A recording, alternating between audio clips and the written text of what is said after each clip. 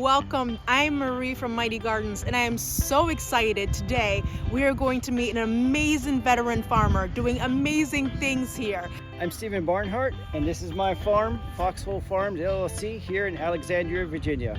I am passionate about growing, I'm passionate about permaculture, I'm passionate about providing organic type food to my family and to others. I do it because I'm making nutrient dense food, and that's what I do, that's what I love, and I'm glad to do it. This is approximately 35 feet plot here that Arcadia Foods so graciously allowed me to have for this season. And I've taken it and I've tried to exploit every inch that I could. And then the main crop that I'm growing this season is potatoes with mushrooms and peas. And I want to introduce you to my potato tower share.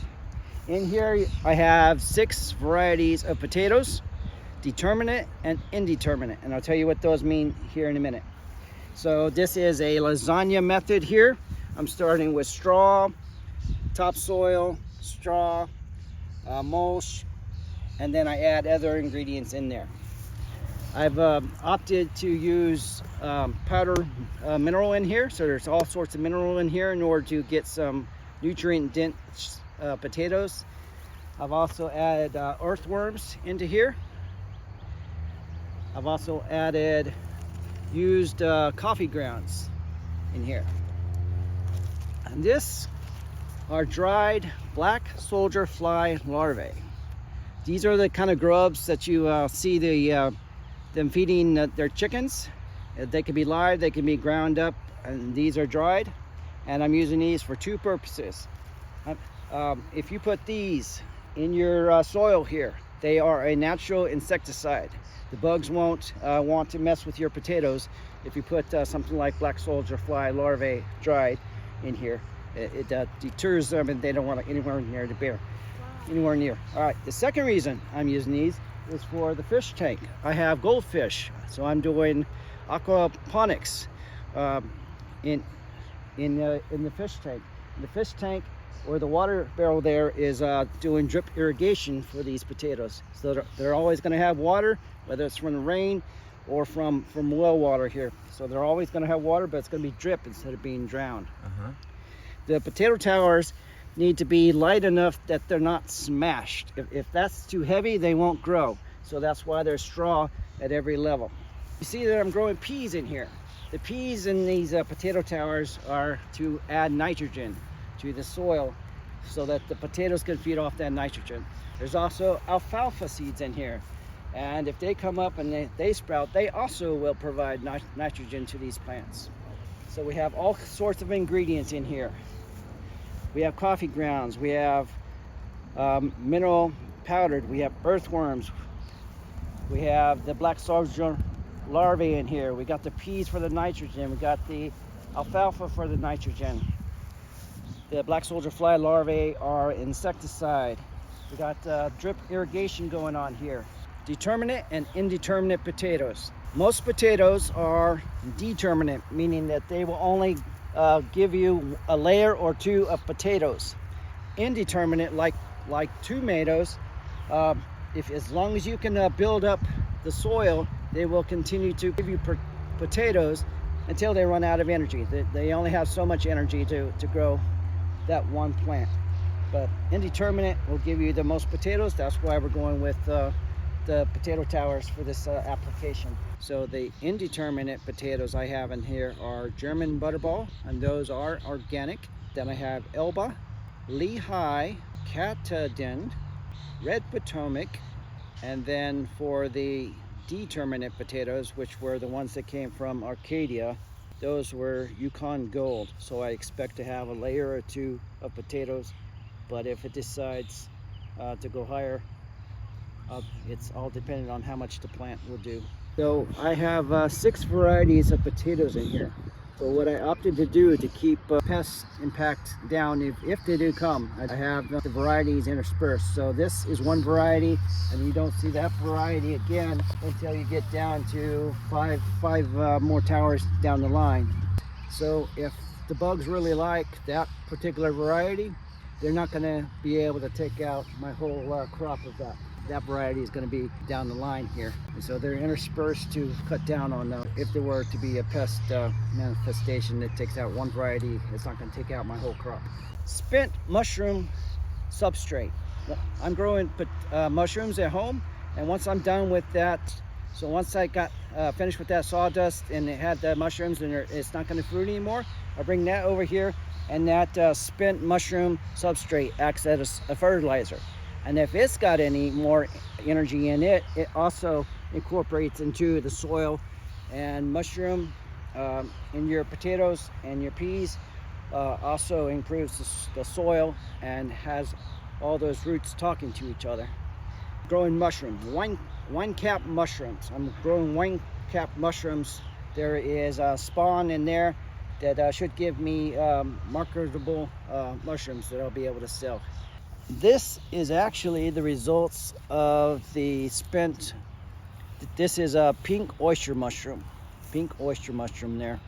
Oh wow, and that's beautiful. We've covered up some because we're trying to build it up, but there were, I don't know, half a dozen of these sprouting throughout here. Wow. And you know, it's spent, so it's supposed to fruit maybe 3 times, but it's still working for me.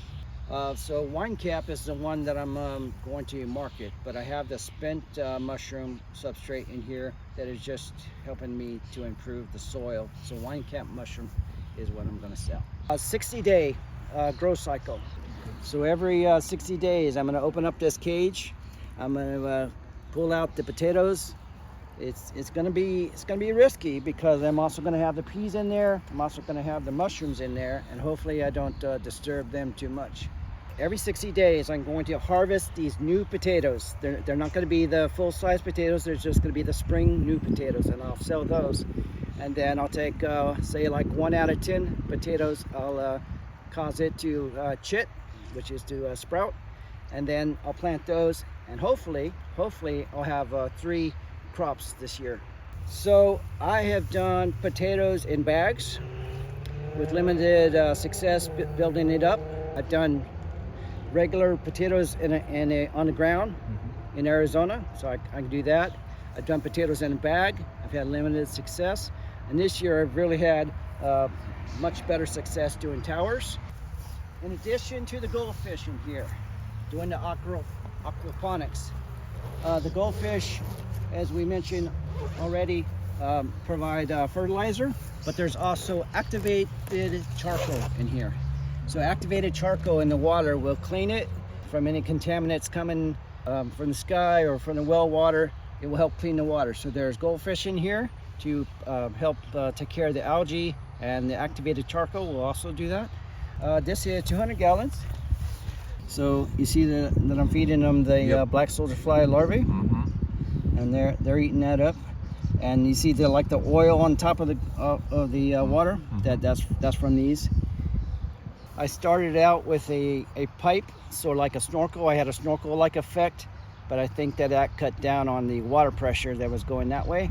I have a snorkel so that I don't get sand and other particles down in the water in the tubes and clog it up. But in addition to the well water that I'm able to get from there, this also acts as a rain barrel all by itself. So it will catch water all by itself. On average, I'm still working out how long it will last, but on average, this is lasting 3 or 4 days.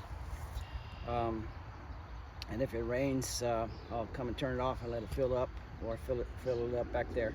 But yeah, 3 or 4 days on full blast on a hot day. It has lasted that long. The main reason that I opted to go with goldfish is from experience. I know that if I have a rain barrel, it'll get overrun by mosquito larvae. So the main reason the goldfish are in here is to take care of the mosquito larvae. But the result of that, the benefit of that, is I'm getting the fertilized water into my plants here. What does the potatoes love about this method? Any signs that they're happier here than in the dirt? Seeing that they aren't compacted, you see that they're pretty bright green and not showing signs of lack of water or too much water. I'll have to be frank with you and say that I've never experienced flowers on my potatoes. But these are flowers on the potatoes. I have them at home as well. For the first time, you might say this is the proof in the pudding that these potatoes are happy, is they're flowering. If they weren't happy, they would just flop over and you get what you get. I'm pretty sure that they're loving the peas already providing them nitrogen. So somewhere along the line, I learned that peas were good for the garden because they add nitrogen. And I looked up, I wanted to add one more to it, clover, but I didn't have clover seed at the time. So I opted to, I did have alfalfa, so I looked up alfalfa and I knew that, researched that, and it told me that it also added nitrogen, so I added that here. So I'm not worried about grass or weeds in here. Mm-hmm. One, because I'm going to harvest it in 60 days, and two, what we might call weeds are the alfalfas and the clovers that are coming in here and helping me out. So I'm not going to do much weeding. So you use the drip irrigation so it doesn't dry out, and you hold the moisture with the straw. Now, do you ever deal with critters in the bales, mice, bugs, or garden gnomes? So, garden gnomes, yeah, they're the worst. So far, no, but I've accounted for that with the black soldier fly larvae to keep them away. And if you have healthy plants, you usually don't have the pests. The pests usually come in when that plant is in trouble. If I were to start my own straw bale garden today, what would be the biggest rookie mistake to avoid? Packing down the soil too much. In order to make a tower, it needs to be loose and light. So I've opted to go with topsoil, but if you wanted potting soil, that might be a lighter substrate to use than topsoil. But even so, I've combined the topsoil with mulch to kind of lighten it up. So overpacking would be the biggest mistake for towers. You make this too heavy and thick, there'll be no air, no room for them to grow. Prayed and asked how to do this, and he told me, my God told me what to do and what level, what percentage to do it in. So it came to you through the prayer? Yes. Okay. Yes. So you didn't write it, you didn't read this anywhere in the book? No, it was just a prayer. I've never seen this combination ever done, and I've been doing permaculture gardening for probably over a decade. Oh, wow. I've never done this exact thing, but this exact thing is, I've never had space to do this exact thing. So once I had this space, I prayed and he said, do this, this, this. And I didn't even know what the combination was going to do. Yeah. I knew that I needed to grow mushrooms. I knew that I wanted to do black soldier flies. Yes. But until I decided, yes, I'm going to do that, I didn't know the impact it was going to have. The spent mushrooms substrate in here is helping this out. The black soldier fly larvae is helping this out. The potatoes are the main crop, but the things that came in to help me, whether I realized it right away or not, are improving my product here, my production here. That God knows what he's doing. He gave us these peas, and they provide nitrogen. We've tried to say, I'm only going to grow peas and do a monoculture thing, and that's not what he had in mind. In nature, he has all manner of things complementing each other. The mushrooms in nature are complementing those trees and help them to grow better. So I'm basically copying his way of doing things in a structured way. Okay. It's beautiful. Do you want to share what kind of prayer was it? Do you remember? Like God. Please. Lord, Or was it a sweet meditation? Lord, you gave me this room. Help me maximize it, because it's all I have for this season. And he just planted in my heart mushrooms. He planted in my heart black soldier flies. The little missus there, she doesn't like the the grubs, the maggots. So it took some convincing that allow me to do maggots, in her words. But all the maggots are out here instead of in her house, in her basement. So I wasn't allowed to grow grubs in the basement. That was That's the line. that was the line. People are watching this and want to try it. What's the one thing that you tell them to just go for? Doing potatoes and peas is an excellent combination. Those are inexpensive to buy and grow. The mushroom is a step up, but doing the peas and potatoes should have a good success every time. Are you a mad scientist when it comes to your garden philosophy? Or are you, how would you describe your garden philosophy? Because this is very unique. I always want to make it better. If I can figure out a way to do it, I always want to maximize what I'm doing. I learned doing permaculture that I never really want to do a monoculture thing where you have all onions, all garlic, blah blah blah, and nothing to help, nothing to complement the other. Right. So I'm always working to complement what I'm growing by something that helps. Whether it's beneficial insects like ladybugs and other beneficials, whether it's bringing in like marigolds to help keep away the insects. Yes. I've let spiders grow in between the stems because they're catching all the gnats and mosquitoes that fly in. Say like a third of this was free to me, like the soil and the mulch, the stakes. But to answer your question, everything I have here, probably $300 maybe. Wow. Maybe. And you're gonna get tons of potatoes in here. Just so let's, on average, how much potatoes do you expect from just one barrel? Okay. I am expecting and hoping and praying that I will get a pound of new potatoes, not the full size potatoes, but a pound of new potatoes every 60 days. Wow. So this is 40 towers, so 40 pounds in 60 days of new potatoes. Yep. And then do that all over again and hopefully get a third crop. You multiply that out. Yeah. So a family of like 4, 6 can do just 2 of these and have potatoes for the season. Okay, this is my plot. You can laugh all you want, but this is my plot, thinking that I was going to mimic some of what he did, and I did several mistakes. If you could just help me out here, if you could look and see what I've done. You might remember me saying that overpacking is one of the problems here. You're going to need to get some more water on these. Okay. On a constant basis. Okay. So they need constant water. Wow. The bottom of your bag should almost always be wet. Wow. Okay. Even if it's not wet right here, Mm-hmm. the bottom of it should be wet as an indicator. For grow bags. Okay. For a grow bag.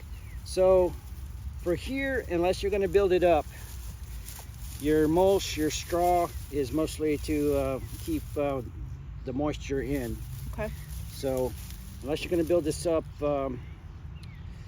water would be the thing to add to this. Okay. See here that she has some growth coming out the side. That's good. That's a good indicator. What she needs to do though is if there's any coming up in the center here, Yep. she needs to wait for it to grow. Now I know this is not a potato. She needs to let it grow to say 8 to 10 inches and then build up around it about halfway. Okay. So we've done that a little bit over here. Once it gets about 8 to 10 inches, you want to build up around it and let it halfway up. So With soil, or would you suggest the hay?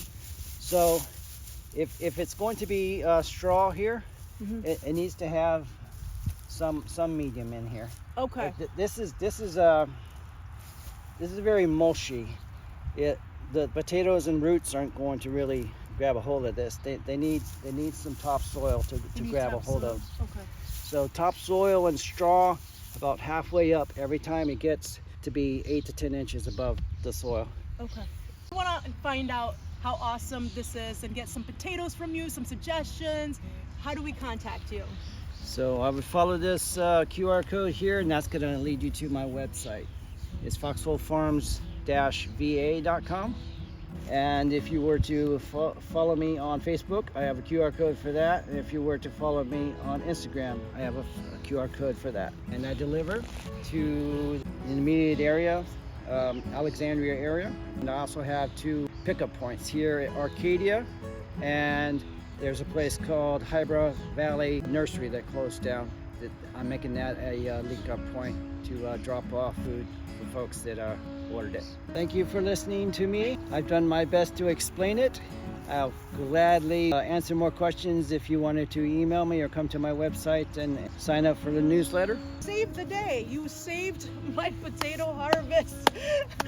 And I'm sure you're going to save a lot more people's potato harvest so that they can enjoy it too.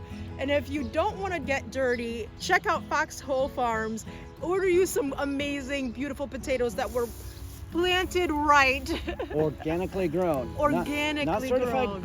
Organic yet, but organically grown, I can assure you. There are no pesticides, herbicides, or the like in my methods, in my growth, in my production. And fertilized by fish. If you want these amazing potatoes, you have 2 options. You can either get your hands dirty and do it, watch a video, follow his steps, or you can go to Foxhole Farms and buy and purchase and get delivered these amazing, beautiful, locally grown organic potatoes. I hope you guys enjoyed the video, and as always, just keep growing.